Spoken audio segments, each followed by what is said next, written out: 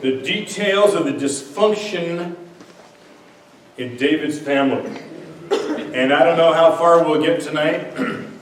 It'll take at least a few weeks to get through really some of the most sad and disturbing stories in his family. And there's some real eye-opening things now in these chapters.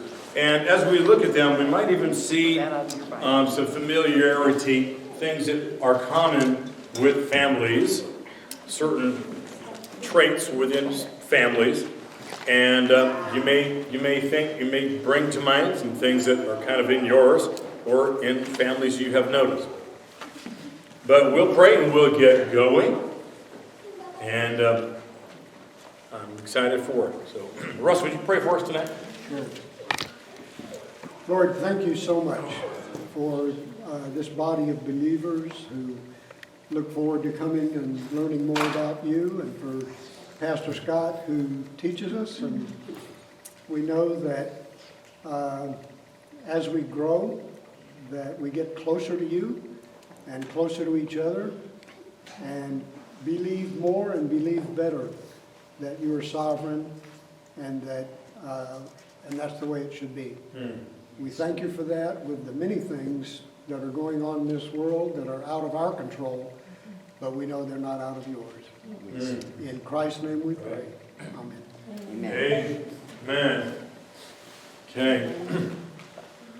So, we finished chapter 11 last week. Now we go to chapter 12. And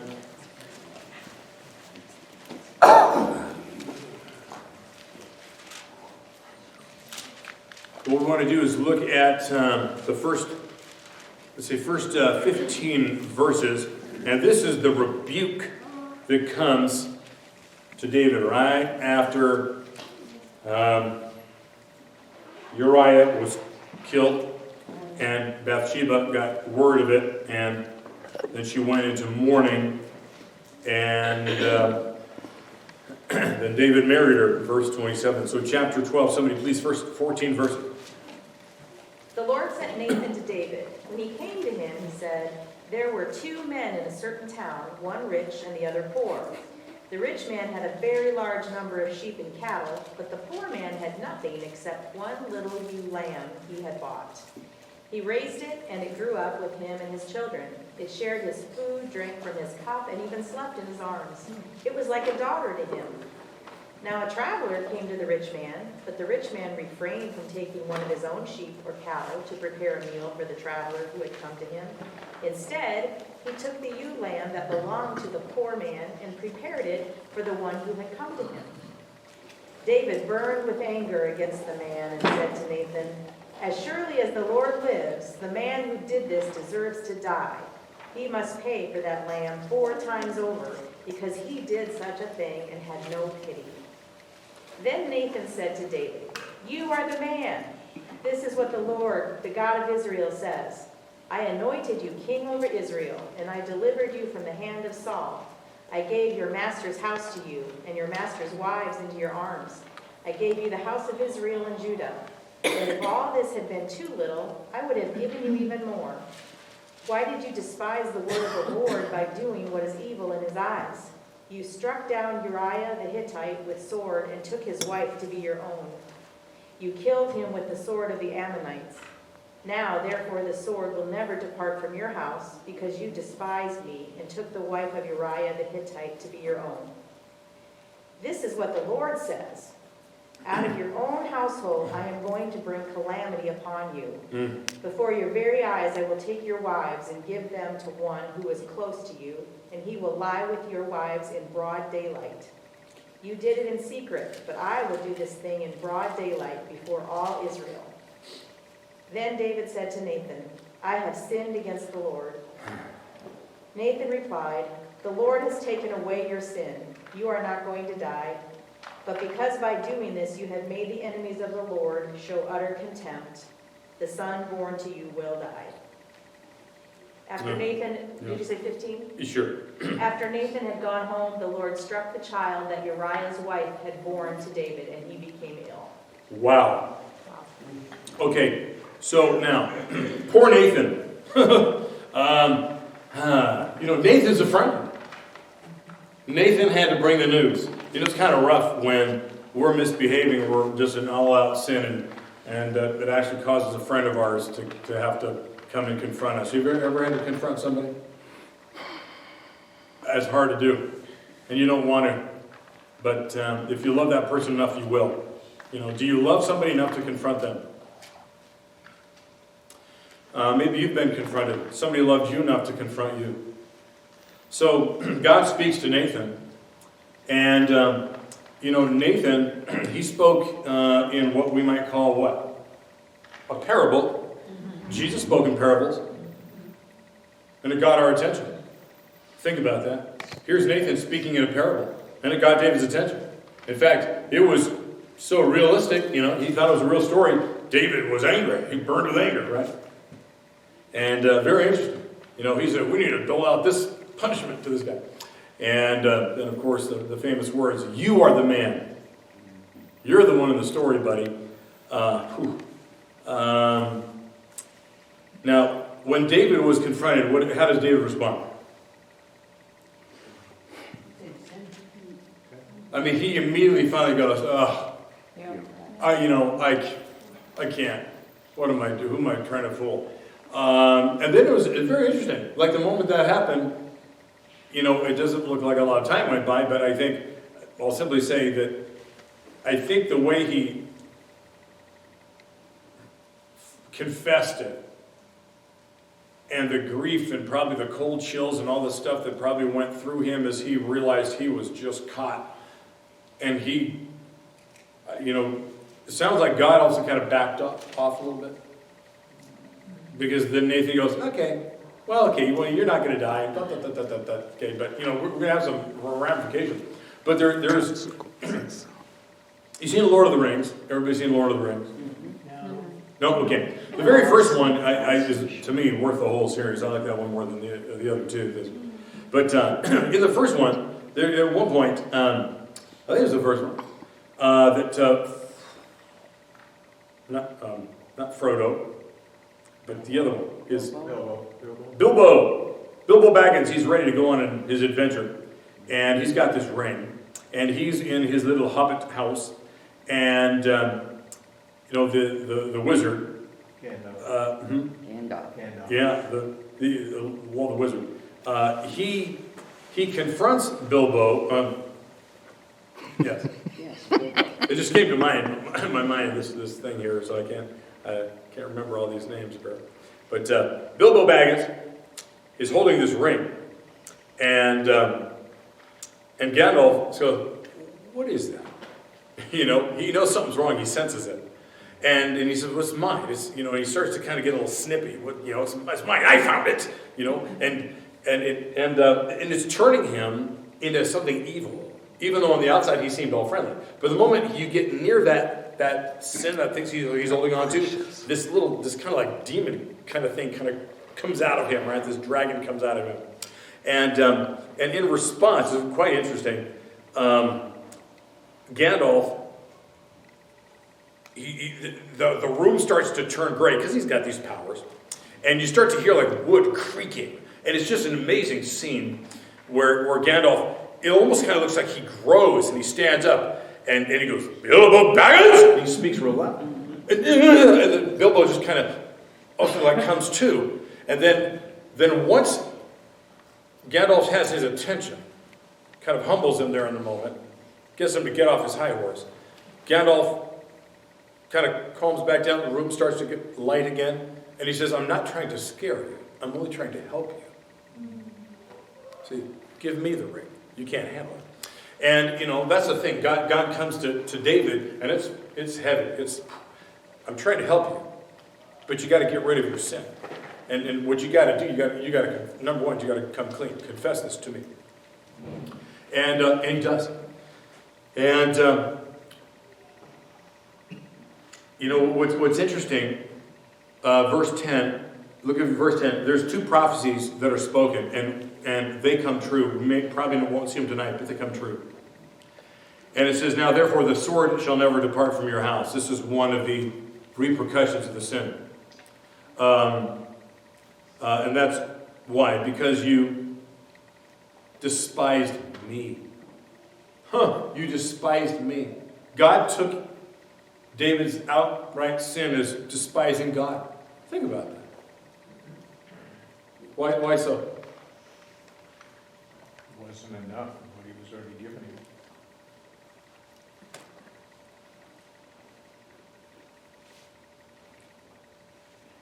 Like the little parable. You know, one guy taking another guy's land, butchering it. He's going, yeah, I blessed you. You didn't need to take another man's wife. And he was despised. Even the relationship with God, definitely the warning of God, the counsel of God. How much you want to bet when David, in that last chapter, was walking around the roof of the house and saw Bethsheba and all that? How much you want to bet this, the Spirit of God was quickening David, like checking him. Don't do what you're about to do. Don't do it. Doesn't he do that to us? He warns us. And that's when you have the chance, you can tune that voice out or listen to it. Well, he obviously tuned it out. And what's the second prophecy?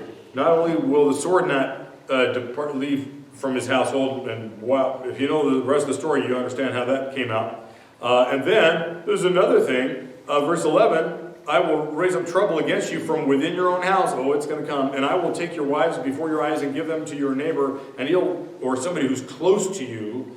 What do you see? How close? In the sight of the sun, out in daylight. It's for what you did secret, listen, I'm going to expose this whole thing in the sun. Now, why does God do that? God is Jesus. Jesus is God. And Jesus goes, don't throw stones. And he kind of keeps that woman's sin back between God and her. But in this one, he goes, this is going to go big. Why?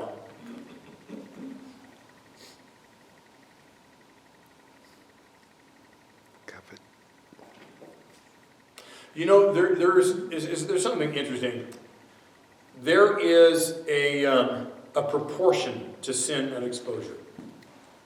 Like, there's a proportionate repercussion of sin in proportion to, let's say, the level of office or public trust you hold. That often happens. Like, why do you think we're all hoping Biden and Hunter Biden and all that, they get exposed for? I mean, not just caught, exposed. We want the whole world to know who they really are, what they've really done, right? Because they're traitors. Okay, they're traitors. Now, if Biden was, I don't know, owner of some business nearby, would we care? The whole nation needs to know. No. Because it doesn't affect the whole nation. But David, his relationship with God, depending how it goes, affects the whole nation. And God has to show him something before David gets worse. Because as you know, Solomon, his future, for a while he's doing great. But at one point, he marries all these wives that God, at the beginning of his reign, said don't do. And he acquires all this extra money, greater military, bunch of wives, and he becomes dirty. And all these foreign wives, he allows them to bring in their foreign gods. Pretty soon he's having little shrines and altars made to these gods throughout the land. And all of Israel tanks. Oh! Quick as the fall from grace. Okay, so... Don't you think God showed a lot of mercy, though, to David to display that? Because that was the death penalty in Moses' law. Yes, right? But yet he still had a heart for God. Yes. And the mercy is showing through on Absolutely. that. Absolutely, Dale. And that's what we're going to see next. It's very interesting. Yeah, God could have nuked him right there. And you'd think, almost the eye for an eye, for him to kill a man after getting his wife's pregnant. You wonder why God doesn't do that. And again, he's the same God of Manasseh, who buries a couple of his sons, in the foundation of the city. He introduces in a greater way than ever child sacrifice. When he's taken captive, he humbles himself, and God restores him to the kingdom. God has an understanding of grace, far more than us. So, what we get to next, let's go, here's the punishment now, David. Let's go, 15 to 23, somebody. After Nathan returned to his home, the Lord sent a deadly illness to the child of David and Uriah's wife. David begged God to spare the child. He went without food and laid all night on the bare ground. The elders of his household pleaded with him to get up and eat with them, but he refused. Then on the 7th day the child died. David's advisors were afraid to tell him. He wouldn't listen to reason while the child was ill, they said. What drastic thing will he do when we tell him that his child is dead? When David saw them whispering, he realized what had happened. Is the child dead, he asked. Yes, they replied, he is dead.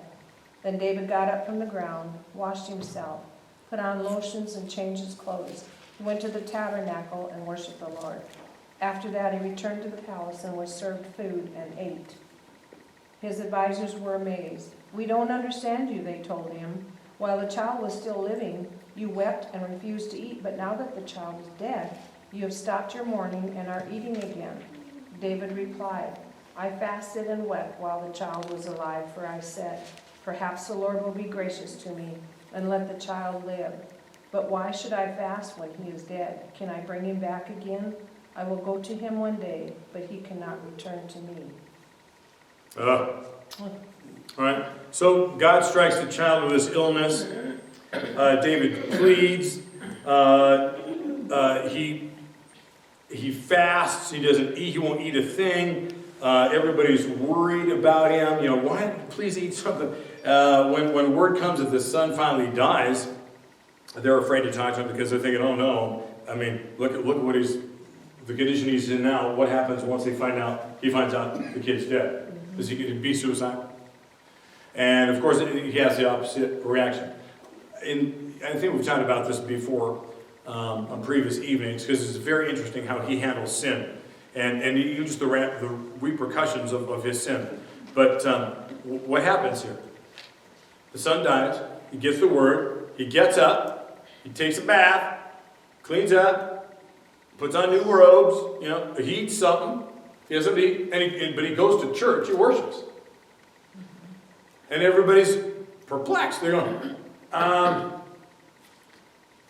you were mourning while the kid was still alive. Once he's dead, now you're like acting like nothing happened. Explain that. What happened?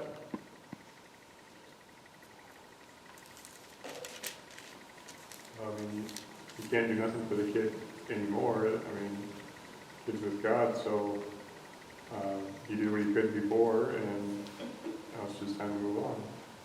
I mean, it's like praying for somebody that's already passed, that for the Lord to save them or whatever. That time is past. You don't know what happened between, but at some point when they're gone, they're gone. Okay. It's a waste of more time. Okay. Isn't this interesting? All right, so David, did he not have a bond with the kid? Does he not care? He's kind of, I really didn't have a relationship with him. I really didn't want him anyway. I didn't have sex with Bethsheba to have a kid. So, it's probably convenient now, kid's gone. Or would you think there was an attachment? I think that had more to do with the fact that the prophecy had already been prophesied. He knew what was going to happen. So he was already dealing with the news before the child was born? Yes. And maybe he was trying to get God to change his mind. And he says, go ahead. I will go to him one day, but he cannot return to me. So he knew that when he died, he'd see his son again. Now, isn't that neat? Do you see all the things in here? I think that's where, to me, that's where we could say children that die young, children that are lost in the womb, the Lord takes him to himself. That's very interesting. So, That's the argument you can have about this, is why would God take an innocent child he's just the consequence of the sin. He wasn't really The kid's the innocent but party, right? You got to think of it, the child is probably, obviously in a better place than with David. I mean, he's with his true dad, so, I mean, that's where you got to kind of look at it. But, I don't know, that's where your mind goes, sure. That's where my mind goes. Okay. And I think there's certain things you've got to do yourself to process your sins and the repercussions of them and how you own them and how you're going to handle it and how you handle the fallout.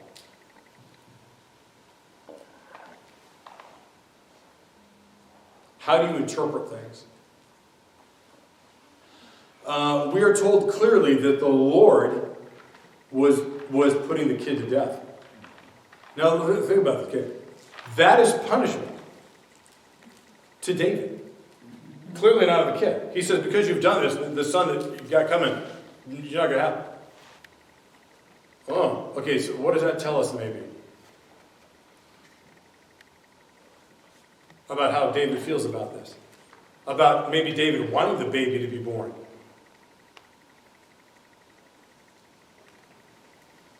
Well, that's what he said. If he prayed, perhaps the Lord would be merciful. But his experience of hearing from Nathan, God's judgment, and him saying, the child will die to me, it shows the faith of David. Not only that, but he didn't listen to some man telling him this. He took it as God talking to him. I mean, that had to have been powerful. And to me, it shows a repentive, surrendered man to the sovereignty of God, so that when the child did finally die, it was over. And he accepted it because it's what God said. Now, isn't that interesting? It's as if he wrestles with God. He tries to change God's mind by fasting, etc. Not going to work. He goes through the grieving. He probably started when he first heard the news from Nathan. His kid's going to die. There's two other things in verses 10 and 11 that are going to happen somewhere down the road. Now he's got to brace for that. And there's something about David now that just says, okay, part one of the repercussions of my sins from the hand of God is over. There's work to do. I'm going to get up and keep moving. I got to trust God in all of this. Isn't that interesting? And I think that's what took everybody back. That he got up and he kept moving. Isn't that an incredible maturity? I mean, to accept the punishment of God. Right. That's a mature son. I like that. Well, don't you perhaps think that, God changed his mind? Well, he said you're going to die. And, he is going to pay for it 4 times. And you're going to die. Well, God changed his mind on that aspect. He didn't die. And maybe as he was wrestling with God, like you say, perhaps God might have changed his Mind about the kid too. in that, and knowing that there's going to be 4 things coming up that he's going to pay for. He's trying to maybe on his knees trying to alter that. Okay, isn't that right? And that's not a waste of time. Being on our knees trying to alter it, say, God, Altered one, maybe he'll alter this. right? Yeah, right. I like it. Did the child die instead of David? Do y'all hear that? Did the child die instead of David? I don't think instead of, because it sounded like God was going to take David out too, right? But I mean, that's where it's a little puzzling, because I look at it and say, God, why would you strike the child to get at David? Well, that's going to hurt David the rest of his life. It'll be a reminder of the rest of his life. He says you are not going to die, but because by doing this, you have made the enemies of the Lord shall utter contempt. The Yeah. son born to you will die. What do you think? He wasn't finished with David yet, so. Right. Yeah, he was not finished with David. Now you just go, why did God keep the kid alive? David and the kid.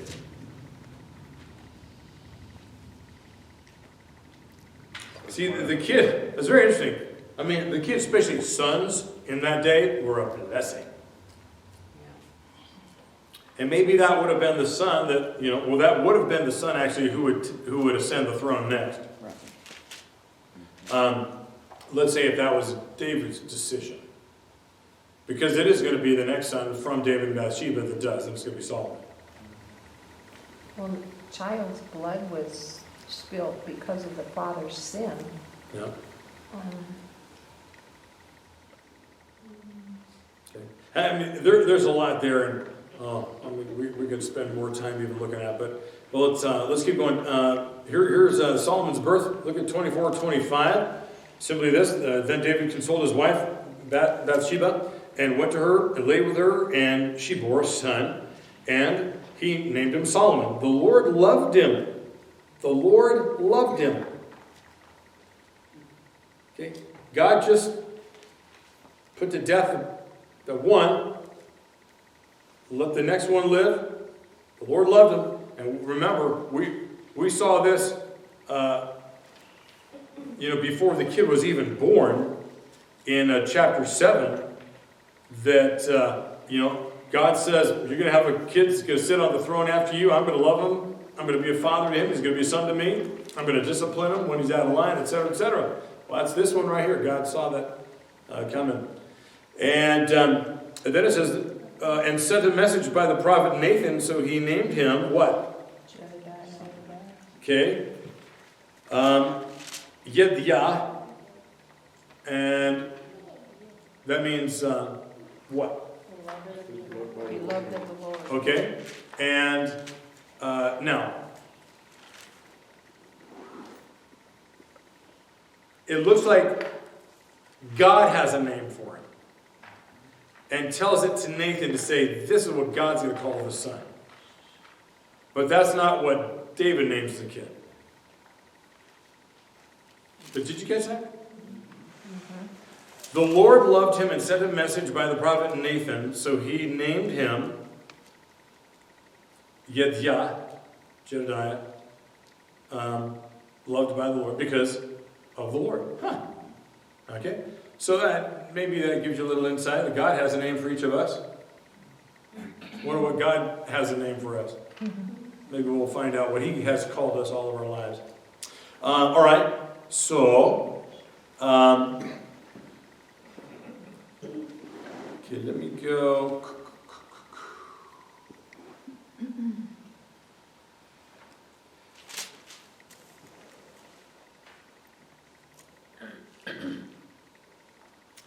I want to get, what time is it? Oh gosh. I want to get to 13. And we'll just scan 26 to the end. Joab, he's still fighting the Ammonites, and finally crushes them.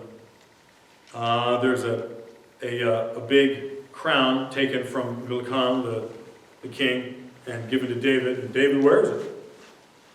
Chapter 13, this is quite peculiar. We all know the story of Amnon.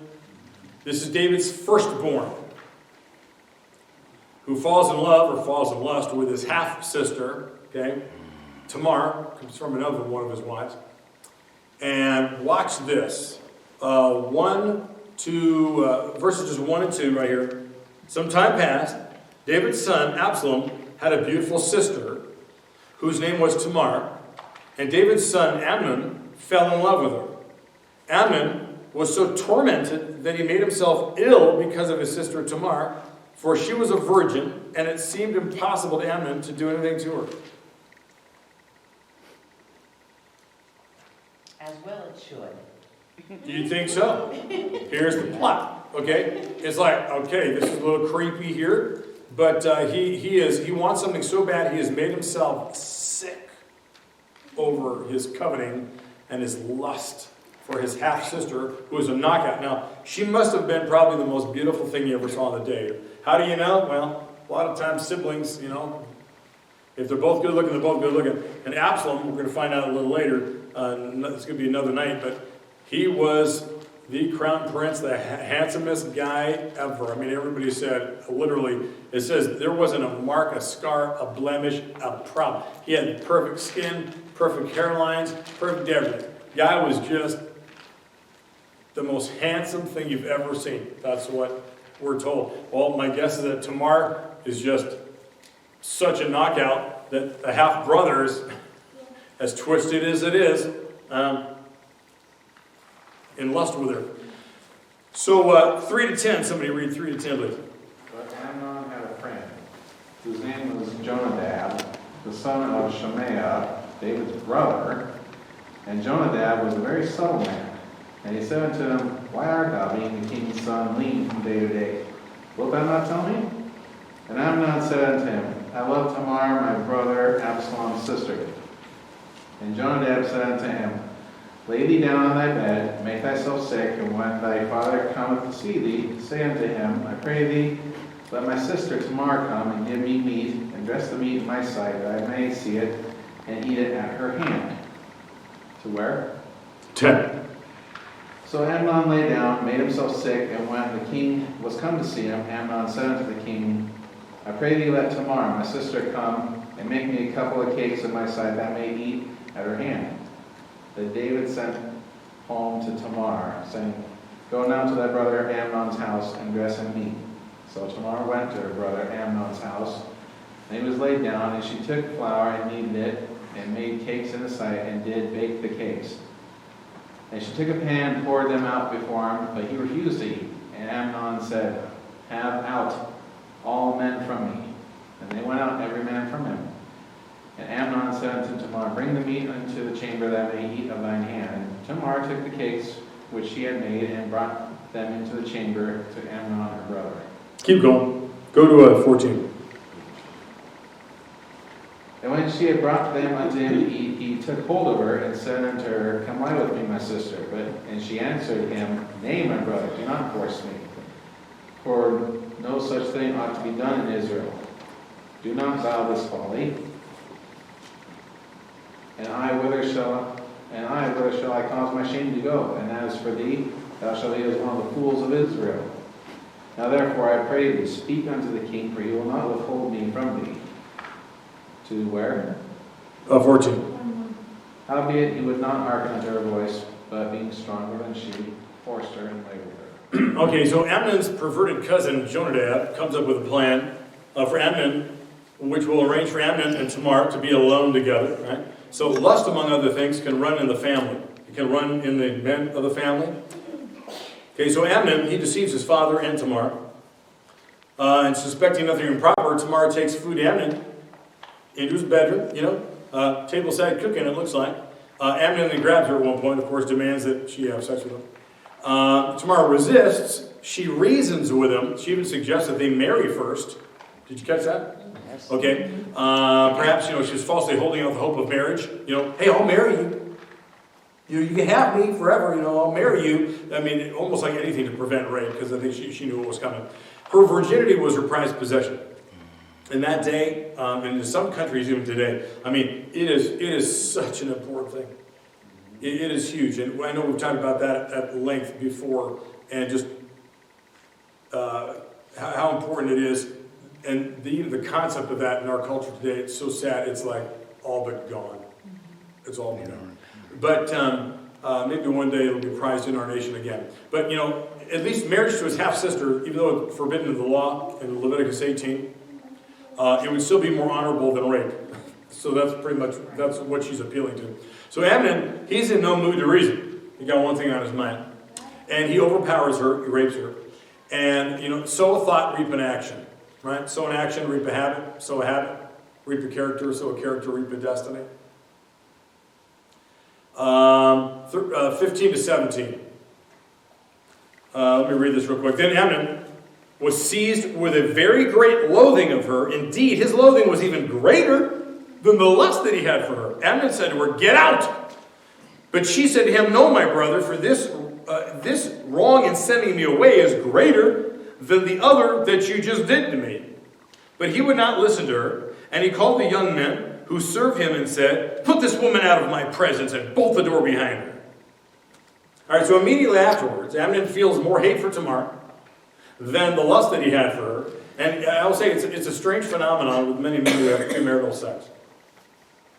Had a lot of conversations when I was youth pastor back in the day. Oh, so many times you have these kind of conversations with youth groups, especially with I take the guys away, somebody else takes the ladies. We talk, and it's magnified in the kind of man who rapes and then kills the victim. It's a regret that's followed by this immediate repulsion for the act that you just committed. You know, why is that? Okay, I think the man who's like him doesn't consciously recognize the cause of his disgust, which is actually for himself. That he just did what he just did. That's his half-sister. So he misuses the holy mechanism of procreation. And Tamar, as well as any woman who's been raped, did not share the desires of the man who raped her. She doesn't want him like he wants her. And so he may also feel that rejection in his soul during the whole thing, because he realizes, I've had all these thoughts of love for her, whatever, but she obviously doesn't for me. And so he feels maybe her rejection in his soul, and instead of blaming himself, he blames her, throws everything on her. As interesting. He orders Tamar out of his presence. Tamar tries to reason with Amnon again. She just did 5 minutes earlier. Marry me. Instead, you can't do something like this. This kind of thing should never be done. But if you're gonna force this, obviously I'm alone. There's nobody to scream help to. Then at least, I'll marry you. Okay? All right. Didn't listen. Well, she's reasoning with him again. And what is it? That you should marry me. She's same thing. And again, he doesn't listen, and he orders her to be thrown out by her servants, and the door locked behind her. My goodness. Somebody 18 and 19. Yeah.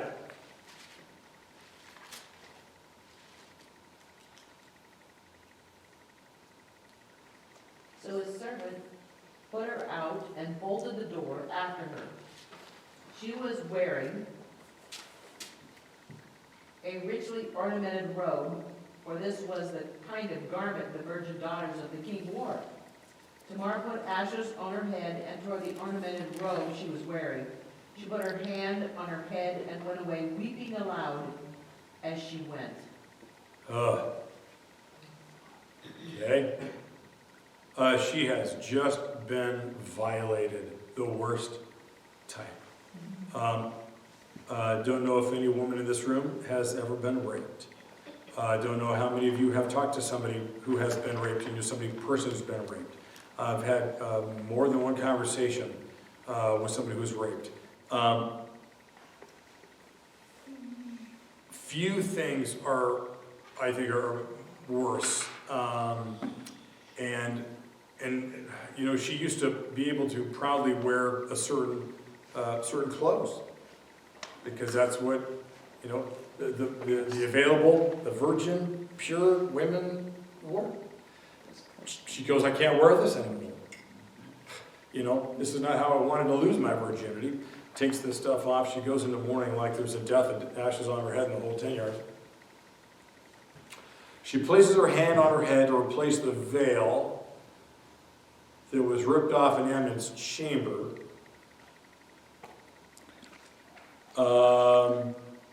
She cries aloud, running out of the house, and she's going to go to the house of who? Absalom. Her brother. And he invites her to live in his house, comforts her, and she remains desolate there. And, is there not a future for her still? Or does the action of somebody else define her?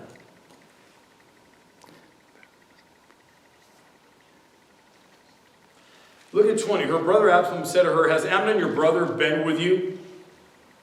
Quite clearly. "Be quiet for now, my sister. He is your brother. Do not take this to heart." This is killing him, actually. So Tamar remained a desolate woman in her brother Absalom's house.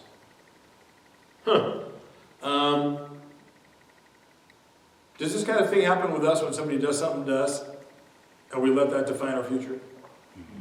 Can. Tamar has a future. But as far as we know, this is really the end of her record. It's horrific. She's just like, now what? Now who will want me? What future do I have now? Okay. David hears about the incident. What happens? Verse 21. When King David heard of all these things, he became very angry, but he would not punish his son Amnon because he loved him. Oh boy. For he was his firstborn. But Absalom spoke to Amnon neither good nor bad, for Absalom hated Amnon because he had raped his sister Tamar. So David hears about the incident. He's very angry, but he doesn't discipline Amnon. Why? Perhaps he found it difficult to punish his son for practically the same sin he just committed with Bethsheba. Perhaps David felt partly responsible for setting a poor example to Amnon. Who's David to come down on Amnon and what's he going to do? All right, that could be what he's thinking.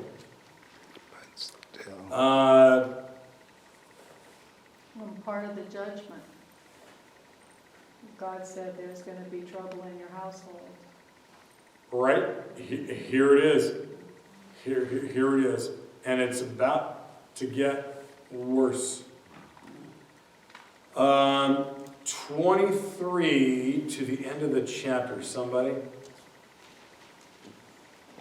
Now it came about after 2 full years that Absalom had sheep herders in Baal-hazor, which is near Ephraim. And Absalom invited all the king's sons.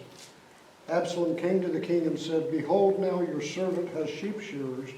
Please let the king and his servants go with your servant." But the king said to Absalom, "No, my son, we should not all go, for we will be burdensome to you." Although he urged him, he would not go, but blessed him. Then Absalom said, "If not, please let my brother Amnon go with us."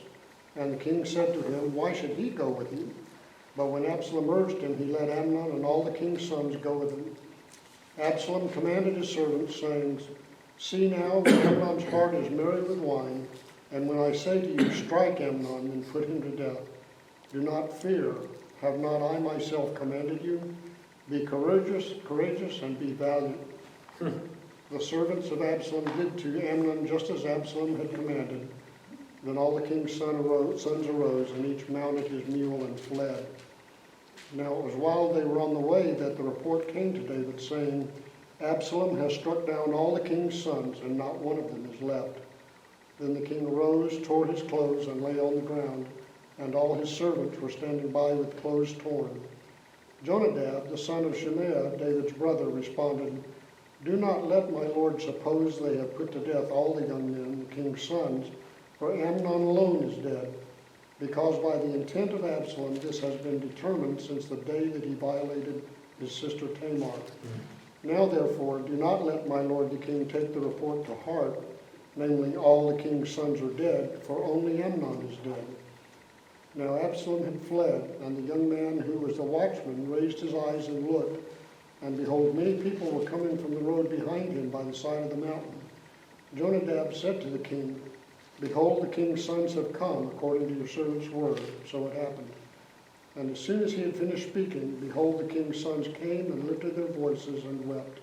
And also the king and all his servants wept very bitterly.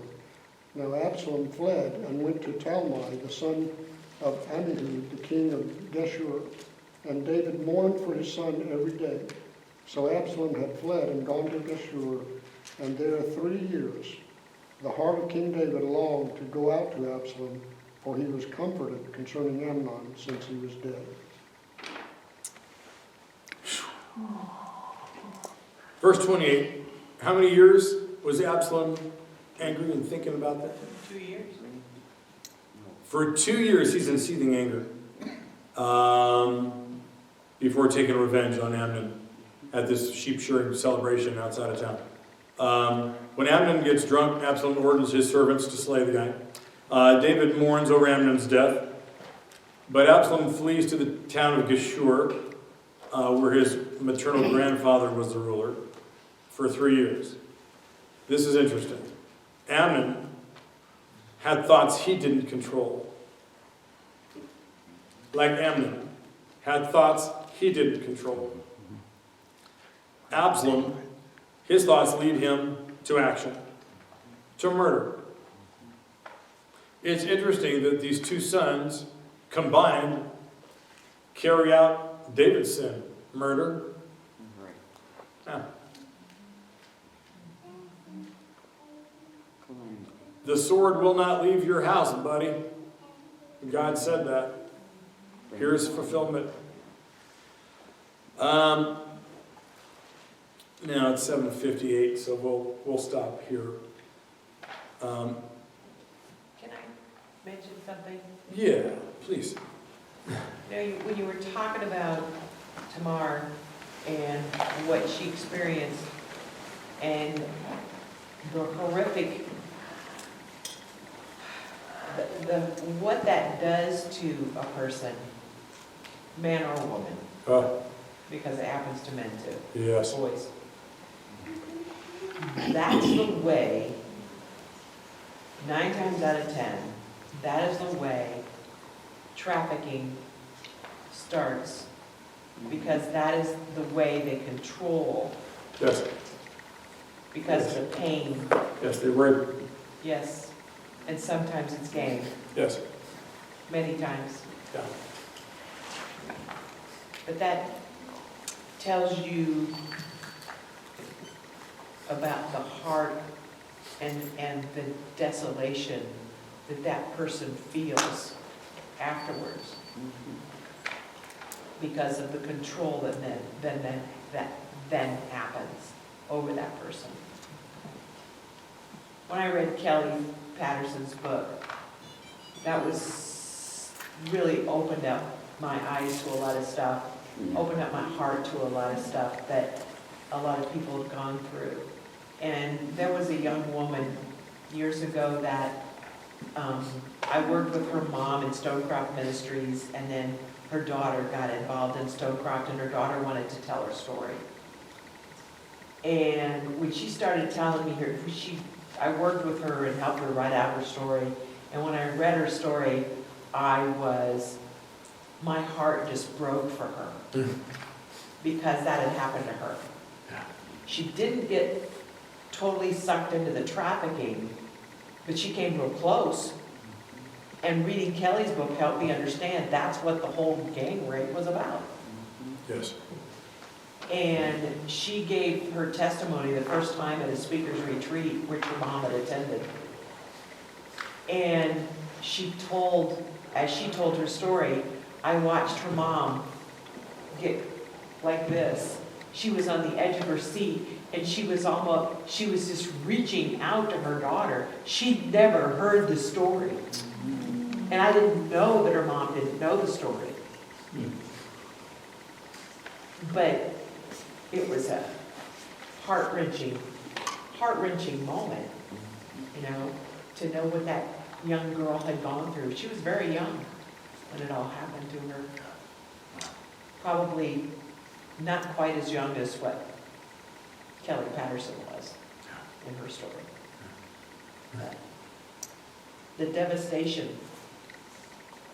So you can see why Tamar became a recluse, probably, in her brother's home. Absolutely. There were probably no rape crisis hotlines, no counseling place, no therapists. And there wasn't even any clergy it's to just- help her because the women didn't get. No. It's horrific. Pretty much, again, I know we've gone over it before, but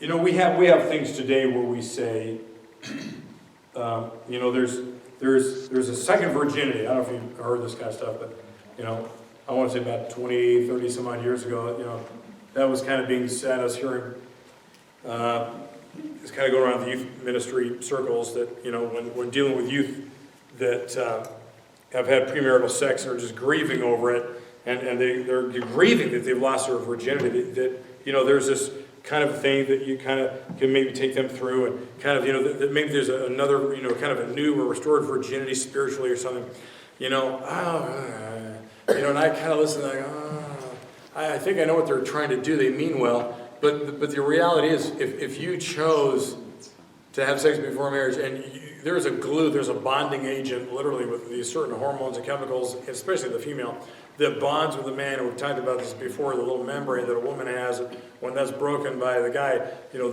there's blood, it's the blood covenant. It's quite interesting, right? The covenant in blood. It's how God designed things, because that physical oneness that God designed for us is to be a covenant in blood.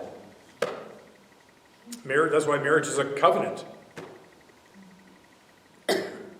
And the Jews, that's their understanding. And when that's gone, she now cannot give that. That was so prized. You know, the whole thing, you know, the blood on the sheets in the morning, the white sheets, we all know that? Okay. You know, you think to her in that culture, and it's so foreign to our culture now, that what to her is the end of life. Because now nobody's going to want her, because a guy back then, you had to marry a virgin. Right? That's how it was. That's just what was expected. That's what you did. And somebody who wasn't, they weren't on the market. That is right. The interesting thing though is Absalom, I look at him and he must have been very, you know, he was very angry. Oh. Because his sister was violated. Wouldn't you? All right. Well, you know, Yeah. I can understand a little bit of what he went through being so angry because his sister is so hurt. And he lived with that every day. So there's a lot of emotion there. Yeah, and she lived in his house. And yes, he is watching her in this state of mourning that just, you know, oh my gosh. I mean, that is quite the reminder in front of his face. But either way, so we're watching the dysfunction in that family, and it's going to continue. It will continue. Any other thoughts from anybody? Well, I was going to say one of the astounding things about it is the ripple effects of an action. You know, I mean, there was this thing with Tamar, yes, but on the other hand, just there are some sins that lead to just such incredible ripples. But yes, while we can say that on the one hand, the miracle on the other hand is that God perseveres with us. Yes. That's what just is amazing. Yes. He can work the ripples out. Yeah. I think that's what we have to remember. Thanks, Maggie. Yeah. Just like, It was interesting what you hit on, as the Bible says, and Absalom was thinking about this for 2 years, and we think, wow, that's a very long time, but actually it's not. There is a Arabic proverb that says if you take your revenge in 40 years, you are acting in haste. So, yeah, he had time to plan this, and he certainly had the motive and the desire. And I am kind of disappointed in David that he did not discipline, because I think according to the law, rape was a capital crime. think about that. Yeah, if you would have done something, you know, that might have. My goodness, you know, helped. Number one, helped Tamar feel, oh my gosh, my daddy stood up for me. My dad didn't. I mean, that's so she's wronged by both her half brother and her dad. And then,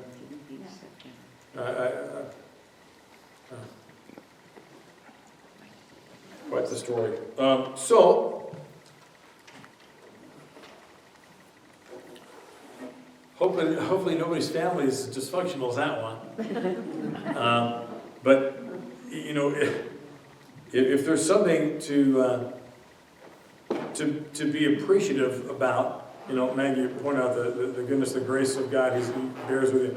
You know, God does not leave this family. But pretty much, it's interesting because God goes, you know, I'm going to dole out some discipline here, but I'm going to go with you through the discipline. And that's the thing about God that, you know, in our own lives, we know what it's like. You know, He'll bring the hammer on us if He needs to because He loves us and we're children.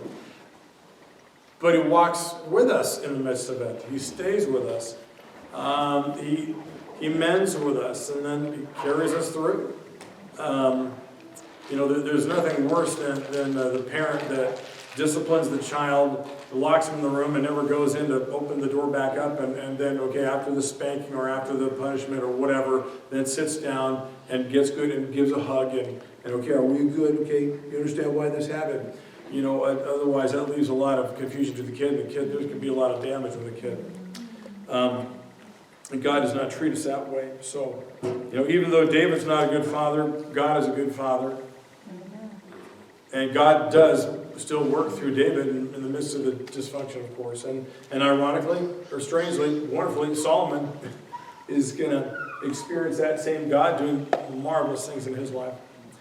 Okay, well, we'll call it good. We'll head out. Dale, would you pray us out tonight? Lord, you show that you love us. And we know from even the first family in the Bible that there's not a perfect family out there. So you come and you generate yourself within our lives and within our families. And we thank you that you have the grace, the love, and the patience that you continue to observe within us. And Lord, again, we continue to pray for our nation and just continue to watch over us. And Lord, it's all in your hands. We thank you. Lord, as we go forth throughout this week, just ask that you continue your presence with us. We love you and thank you for tonight. In Christ's name. Amen. Amen. Thank you, brother.